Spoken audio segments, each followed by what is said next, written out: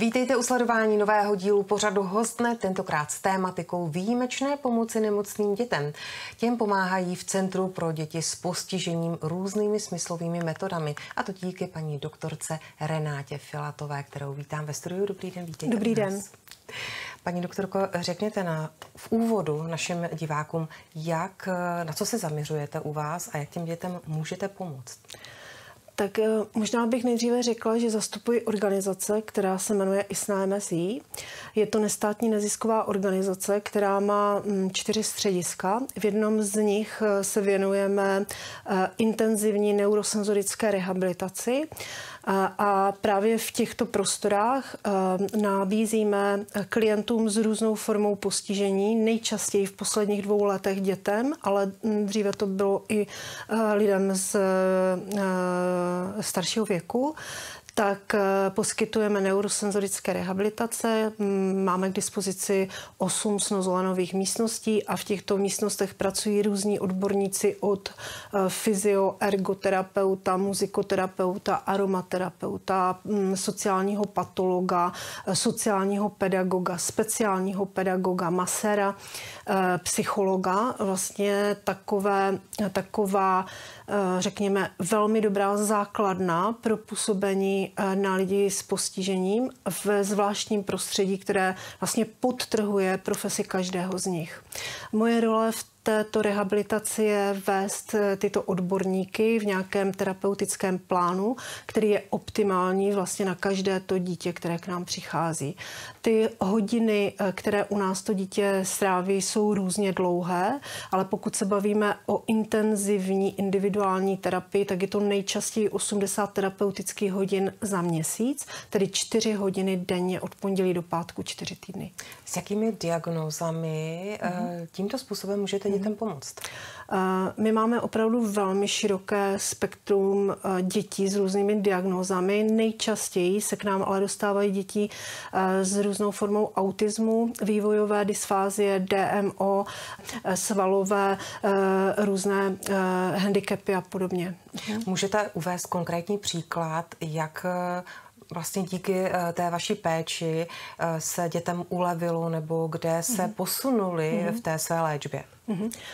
Tak aktuálně třeba pracujeme s chlapečkem, jako těch příběhů je hodně. My sanujeme zhruba 120 rodin ročně, které naše zařízení navštíví. Můžeme obecně tvrdit z těch dat, které máme, že to dítě, které k nám přijde na intenzivní terapii 80hodinovou, tak posuneme ve vývoji zhruba o 1 rok. Jo? To znamená, to, co by prožili a co by načerpali v průběhu 1 roku, kdy chodí do školky, do školy na různé prostě fyzio po hodinách, tak vlastně u nás zvládnou za 1 měsíc. Co se týká konkrétních příběhů, tak jako teď mám v hlavě jeden takový, jako, který mi rezonuje významně. Je to chlapeček, který vlastně byl ve vegetativním stavu a pracujeme s ním už, je to asi 7. měsíc, kdy na střídačku jezdí k nám 1 měsíc a 2. měsíc do intenzivní fyzioterapie a vlastně tento chlapec začíná komunikovat a začíná se emočně projevovat a prostě vidíme, že z nějakého stádia absolutně jako nevnímajícího je jako zpátky mezi námi. Mentálně samozřejmě. A vysvětlete na tomto případě, jak to funguje. Ano, jak to funguje. Tak je třeba si uvědomit, že neurosenzorika je něco, co vlastně je před všema dovednostma, které máme. Jestli umíme mluvit, chodit, jakkoliv, prostě komunikovat, tomu všemu předchází schopnost vnímat v rámci senzorických věmů. Pokud naše smysly, řekněme, jsou lhostejné vůči smyslovým nabídkám, no tak pochopitelně se do centra těch receptorů prostě nemůžou dostat ty informace, které potom mozek dá zpracovat a nějakým způsobem z nich vychází a čerpá z těch zkušeností pro další život. My pracujeme na úrovni 21 smyslů a můžeme si to představit tak, že toho člověka díky té smyslové intervence, kterou mu nabízíme v různých kvalitách, různými technikami a tak dále, tak ho můžeme posunout, nebo může se zdát, že jeho intelekt se zvyšuje. My jim otevřeme dveře do světa jejich smyslového vnímání a to pak způsobí, že další schopnosti jakoby ten člověk získává rychleji, lépe je chápe a dává si je do logických souvislostí. Pracujeme na úrovni neurosenzoriky, kognitivních tréninků, behaviorálních a prostě dalších terapií. Nejde jenom o snozolen. Paní doktorko, vy jste mezinárodní lektorka, předáváte ty své zkušenosti dál. Jak jsou na tom ve světě? Je to srovnatelné prostředí a srovnatelné počty pacientů jako u vás? Já nemůžu mluvit o pacientech v těch jednotlivých zařízeních, já můžu mluvit o tom, jak šikovní jsou naši odborníci a musím říct, že jsme na tom moc dobře, ale nebylo tomu tak vždycky. Ještě stále jsou provozy, kde je snuzlo vnímán jako zvláštní místnost, ve které se zapnou světýlka a ty nám způsobí v uvozovkách vyléčení pacienta. Tak takhle to nefunguje. Nicméně čím dál tím více je lidí proškolených v České republice. Jsou velmi schopní. Já musím říct, že Češi a Slováci my jsme naučeni přemýšlet sami za sebe, vytvářet si různé pomůcky, když je nemůžeme sehnat, to ještě tady pořád zůstává a je to velký rozdíl oproti cizině.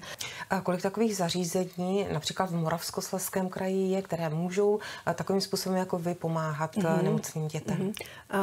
Tady není žádné jiné podobné zařízení. Existují v České i Slovenské republice neurorehabilitace, které pracují primárně s fyzioterapií a mají třeba snozolenovou místnost a v té místnosti nabízejí prostě nějaký omezený potenciál prostě těch terapií. My to máme opačně, my máme vlastně 8 snozolenových místností a primárně ti odborníci pracují v těchto místnostech. Takže práce s neurosenzorikou na téhle úrovni v České a Slovenské republice neznám žádné zařízení. Z toho mi vyplývá, že určitě řada rodičů se na vás obrací a vy už nemáte kapacitu a musíte je odmítat. No, my je neodmítáme, my je posouváme v čase. To znamená, že ty termíny pro nástup jsou třeba 3-4 měsíce, ale někteří rodiče se hlásí i třeba rok dopředu, aby si zajistili třeba zrovna prázdninové termíny, které jsou úplně jako obsazené. A to je pravda. Je taky pravda, že v celé řadě zařízení, které jsou v rámci republiky rehabilitační, tak se čím dál tím více lidí školí, jako zrovna třeba v našem institutu a spoustu těch technik mohou nabídnout i u sebe v nějakém sice omezeném prostoru, ale přesto jako funkčně. Takže odkazujeme i na takové přátelené organizace. A kolik takových dětí asi tady v rámci třeba kraje nebo republiky je, kteří mají tu diagnózu, která prostě potřebují tady tento typ pomoci? Tak já úplně ty statistické data neznám, ale shodou okolností jsem se teď dívala na nějakou práci a tam se uvádí, že 4,5 tisíce dětí jen z DMO je v rámci České republiky.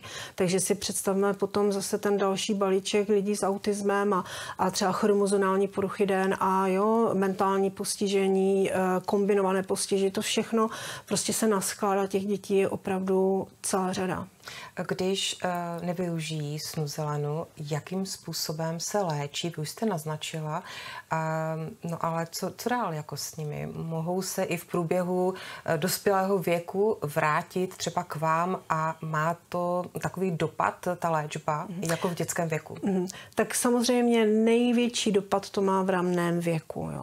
Vlastně do těch 6 let já vždycky rodičům říkám, prostě odložte svůj osobní život, to je fakt hrozné. jo, ale prostě odložte svoje nějaké plány a soustřeďte se na rehabilitaci svého dítěte. Prostě do těch 6 let je to velmi zásadní. Po 6. roce se určité jako struktury uzavírají a už pracujeme hodně jako ze zkušeností a tak dál.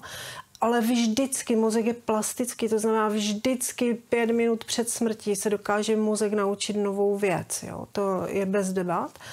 Ale už to nebude tak jako v tom dětství. To už chápeme, ani nemusíme být odborníci, že to tak funguje.